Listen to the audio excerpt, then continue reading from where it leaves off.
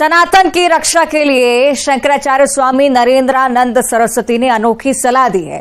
कटनी पहुंचे शंकराचार्य ने हिंदुओं को 5 बच्चे पैदा करने की अपील की। इस सलाह पर सवाल उठने लगे हैं। कांग्रेस ने शंकराचार्य के बयान का विरोध किया, जबकि इसे निजी विचार बताते हुए बीच का रास्ता बीजेपी निकाल रही है। अपनी आबादी बढ़ाओ, जनसंख्या बढ़ाओ। दुनिया बढ़ती आबादी से चिंतित है। जनसंख्या पर कंट्रोल के लिए भारत सालों से हम दो हमारे दो का संदेश देता रहा है, लेकिन कटनी पहुंचे काशी सुमेरु पीठ के शंकराचार्य स्वामी नरेंद्रानंद सरस्वती ने आबादी बढ़ाने की अपील की है। सनातन की रक्षा के लिए हर हिंदू को 5 बच्चे पैदा करने की सलाह दी है। उन्होंने आंकड़े भी दिए और कहा, हिंदू 15 प्रदेशों में अल्पसंख्यक हो गए हैं, परिस्थितियां विषम हैं, आबादी बढ़ानी होगी। अपनी आबादी बढ़ाओ, जनसंख्या बढ़ाओ और ऐसी विषम परिस्थितियों में हम दो और हमारे दो का अगर नारा होता तो भरत शत्रुघ्न नहीं होते, और अगर दो का बात होता तो कृष्ण इस धरा पर नहीं होते। इसलिए 5 संतान पैदा करो, अपनी कमाई का दशांश धर्म में लगाओ और संतों का मार्गदर्शन लेकर अपना कार्य करें। भगवान विश्वनाथ, माता अन्नपूर्णा, दंडाध्यक्ष बाबा भैरव आप सबको शक्ति दें, समर्थ दें, और जिस लक्ष्य उद्देश्य को पाठक जी, माननीय विधायक जी ने कार्यक्रम रखा है, अपना लक्ष्य उद्देश्य प्राप्त करें। हिंदुओं को 5 बच्चे पैदा करने की सलाह देने के साथ ही धर्मांतरण के मुद्दे पर भी शंकराचार्य स्वामी नरेंद्रानंद सरस्वती ने हुंकार भरी और बोले, धर्मांतरण कराने वाले पर देशद्रोह का मुकदमा दर्ज होना चाहिए। देश में वक्फ बोर्ड की जरूरत नहीं है। जो धर्मांतरण कराता है उसको देशद्रोह का मुकदमा होना चाहिए और उसकी संपत्ति राष्ट्रीयकरण कर लेना चाहिए। वक्फ बोर्ड को इस देश में जरूरत नहीं, इस्लाम की जरूरत नहीं।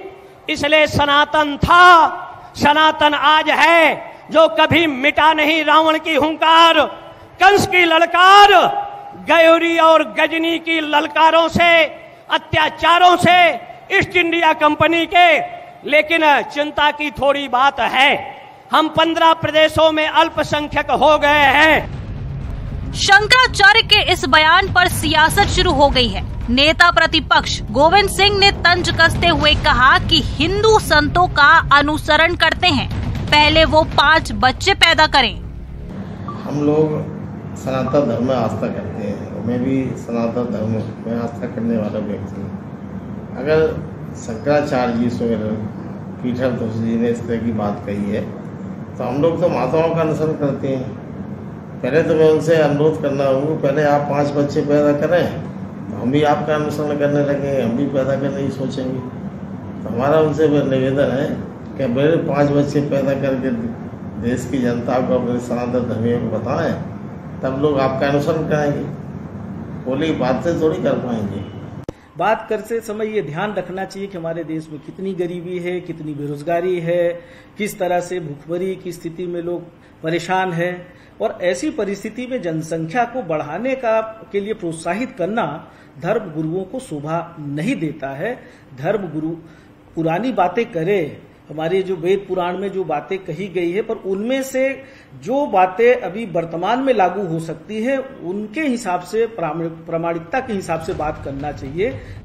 कांग्रेस खुलकर शंकराचार्य के इस बयान का विरोध कर रही है, लेकिन आबादी बढ़ाने की शंकराचार्य की अपील का समर्थन या विरोध करने के बजाय बीजेपी ने बीच का रास्ता निकाला है। पार्टी का कहना है कि ये उनके निजी विचार हैं। यदि उन्होंने जो कुछ कहा पहले तो उनके निजी विचार हैं, निजी तौर पर उन्होंने जो भी कुछ कहा है ये किसी पार्टी के विचार नहीं है, लेकिन कहीं न कहीं उनका अनुभव तो कहता है। यदि उन्होंने कुछ देखा होगा या इस तरह की बातें उनके सामने आई होगी या इस तरह की स्थितियां देख रहे होंगे कि किस प्रकार लव जिहाद चल रहा है देश में, धर्म परिवर्तन का चल रहा है, किस प्रकार बच्चियों को गुमराह करके उनकी पहचान छुपा के उनको धर्म परिवर्तन कराया जा रहा है, उनसे विवाह किए जा रहे हैं, बाद में उनके टुकड़े टुकड़े किए जा रहे हैं, उनकी हत्या की जा रही। किस प्रकार से धर्मांतरण का खेल चल रहा है और कर्नाटक की सरकार ने किस प्रकार धर्मांतरण कानून को रद्द किया है, किस प्रकार आज सनातन धर्म के लोग, बहुसंख्यक लोग कई प्रदेशों में अल्पसंख्यक होते जा रहे हैं। तो ये चिंता का विषय, उस पर उन्होंने चिंता जाहिर करी, लेकिन उनके निजी विचार है और उन्होंने निजी तौर पर व्यक्त किए, किसी हमारी पार्टी के विचार नहीं है। शंकराचार्य की 5 बच्चे पैदा करने की सलाह पर बहस छिड़ गई है। इससे पहले भी ऐसी अपील की गई है, ऐसी सलाहों का विरोध होता रहा है, लेकिन समर्थन भी आसान नहीं। Bureau report, news 18। चलिए इस पर और विस्तार से हम चर्चा करेंगे। 3 खास मेहमान हमारे साथ जुड़ रहे हैं, उनसे आपका परिचय करा देती हूँ। पंकज चतुर्वेदी जी हैं, बीजेपी प्रवक्ता है। स्वदेश शर्मा है, कांग्रेस से प्रवक्ता है। साथ हैं शैलेशानंद महाराज जी। बहुत स्वागत आप तीनों का ही न्यूज़ 18 के इस प्लेटफॉर्म पर। सबसे पहले महाराज जी, मैं आपसे समझना चाहूंगी, एक तरफ जब भारत सरकार की तरफ से जनसंख्या नियंत्रण की बातें हो रही हैं, इस पर हम प्रयास कर रहे हैं, इस बीच क्यों ये जरूरत आन पड़ती है कि शंकराचार्य कह रहे हैं कि 5 बच्चे पैदा करो? चिंता है, उसके पीछे तर्क अवश्य है, किंतु चिंतन की जो प्रक्रिया है उसके ऊपर हम सहमत पूरी तौर पर नहीं है।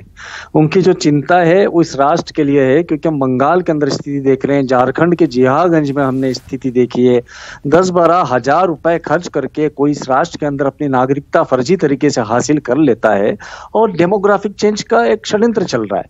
तो जनसंख्या के इस संतुलन को यदि कोई धर्म के आक्रांता या उग्र विचार वाले, उनके अलग अलग प्रकार हैं, वो किस प्रकार से कर रहे हैं, या तो धर्मांतरण के तरीके कर रहे हैं, या इन्फिल्ट्रेशन घुसपैठ के जरिए कर रहे हैं, या फिर वे अत्यधिक जनसंख्या बढ़ा करके संतान उत्पत्ति करके घर में 10-10, 15-15, 2-2, 4-4 शादियां करके संतानें पैदा करते हैं।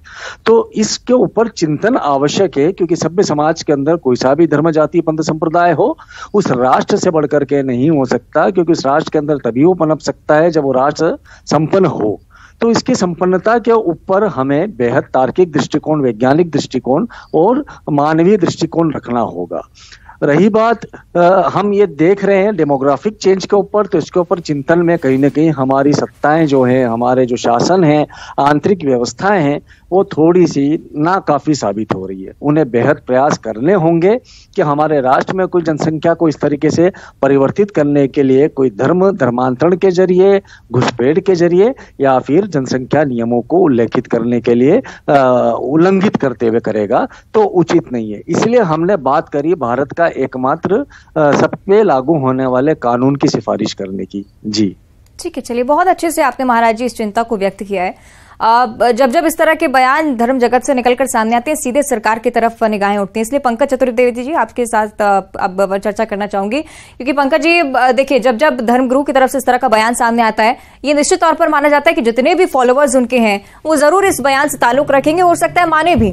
लेकिन चूंकि केंद्र में आपकी सरकार, बीजेपी प्रदेश में भी है, तो क्या सरकार अभी इस स्थिति में है कि अगर 5 बच्चे एक सनातनी पैदा करता है तो रोजगार उसे मुहैया कराया जा सके, खाने पीने की व्यवस्था उसकी हो सके? बहुत बड़ा प्रश्न है।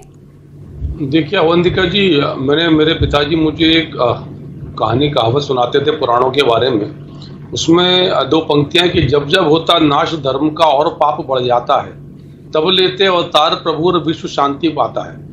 तो जैसा हमारे साथ में जो महाराज जी हैं इस पैनल में उन्होंने कहा, और वही भाव सनातन धर्म के गुरुओं का है कि चिंता, चिंतन और परिणाम और प्रक्रिया ये भिन्न हो सकते हैं, लेकिन चिंता और चिंतन उस दिशा में सबका है। और कारण बहुत स्पष्ट है कि ये विषय सिर्फ किसी धर्म का नहीं बचा है, ये विषय भारत के मान सम्मान, स्वाभिमान और अस्मिता का विषय है। विषय माँ भारती के परम वैभव का है। और जिस प्रकार की आशा है कि हम अभी विश्व की 5वीं सबसे बड़ी अर्थव्यवस्था है, 5वां सबसे बड़ा शेयर मार्केट होगा पिछले नरेंद्र मोदी जी की सरकार के नेतृत्व में, तो आशा है कि आने वाले 15-20 साल बाद भारत उस स्थान पर पहुंचेगा जहां हम जाना चाहते हैं। 20 से अधिक देशों में रुपयों में हम व्यापार करते हैं जो डॉलर में होता था।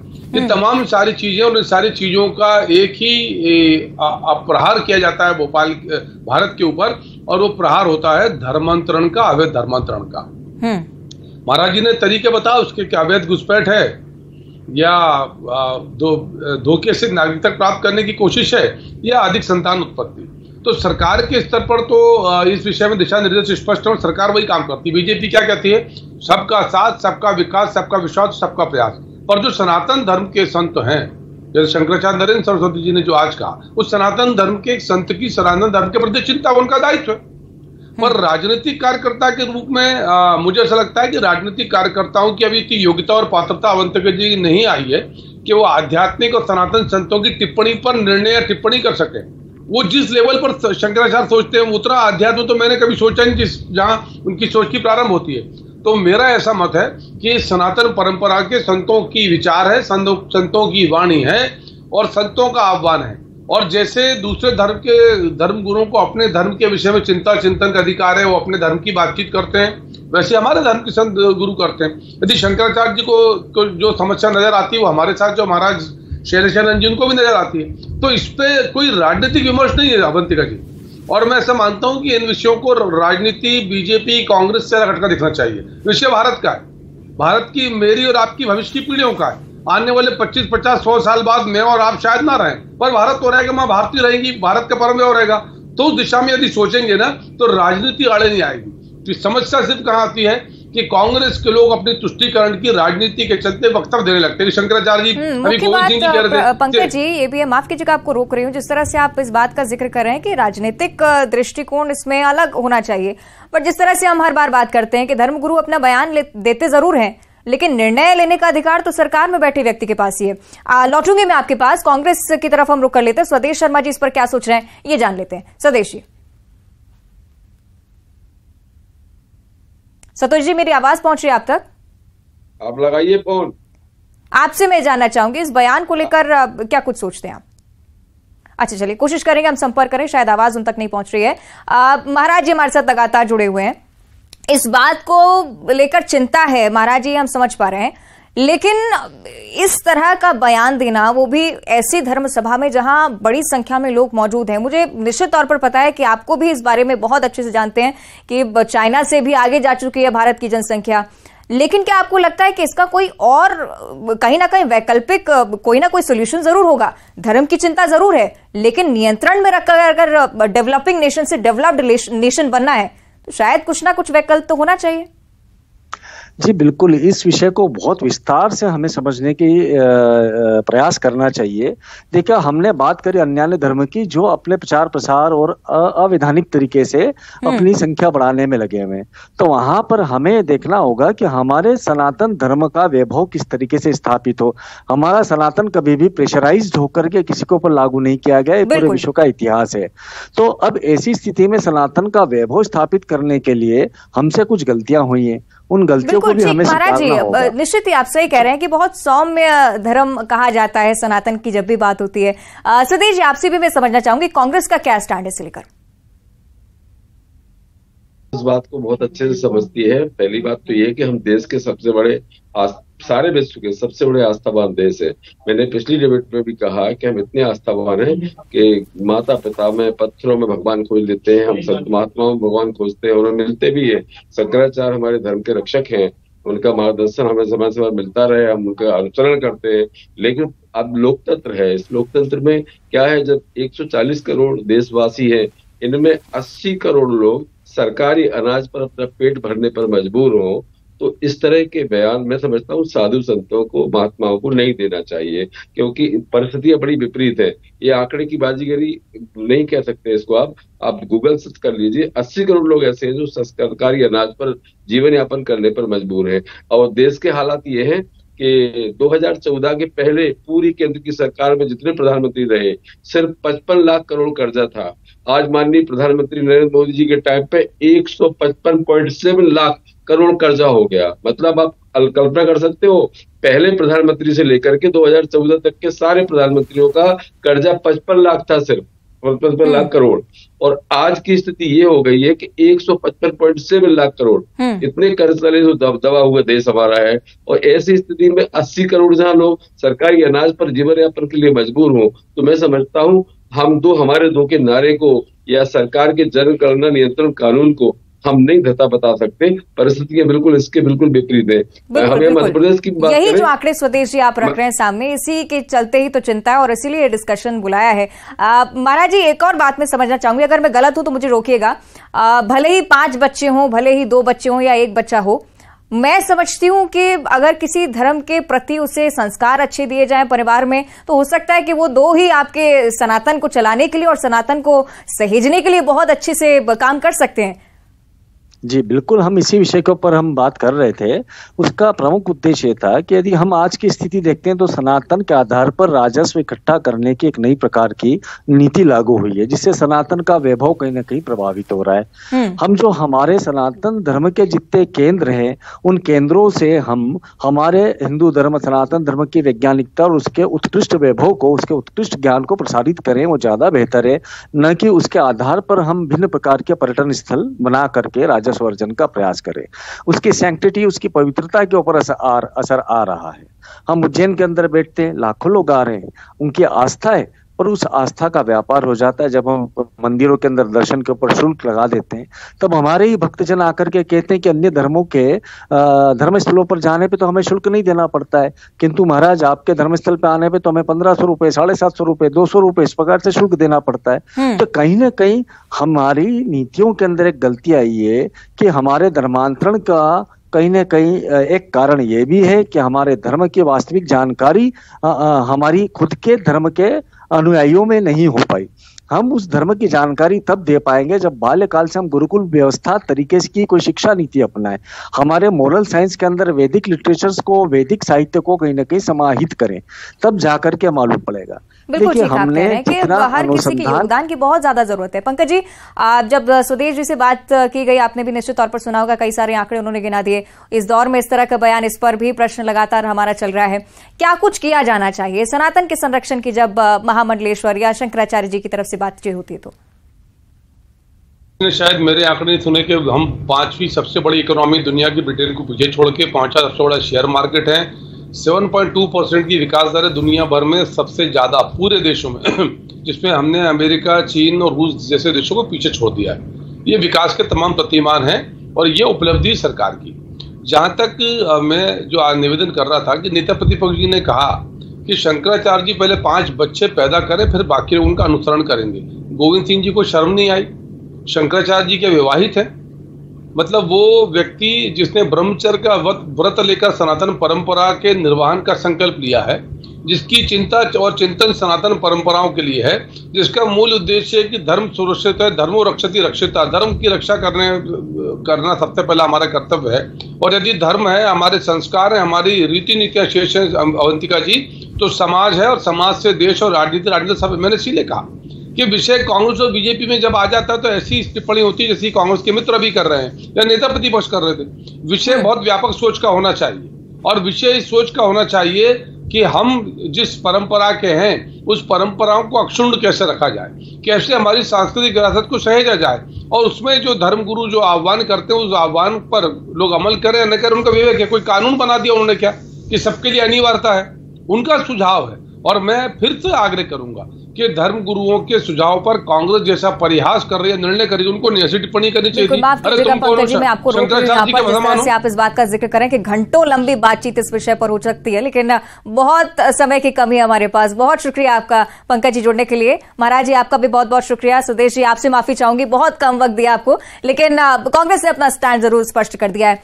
और ये बयानबाजी जिसे लेकर लगातार चर्चाएं अब देश में भी बढ़ चुकी हैं, देखना होगा आगे क्या कुछ बयानबाजी का सिलसिला रहता है, क्या कुछ बातें सामने आती है। फिलहाल इस बुलेटिन में इतना ही। देखते रहिए न्यूज़ 18।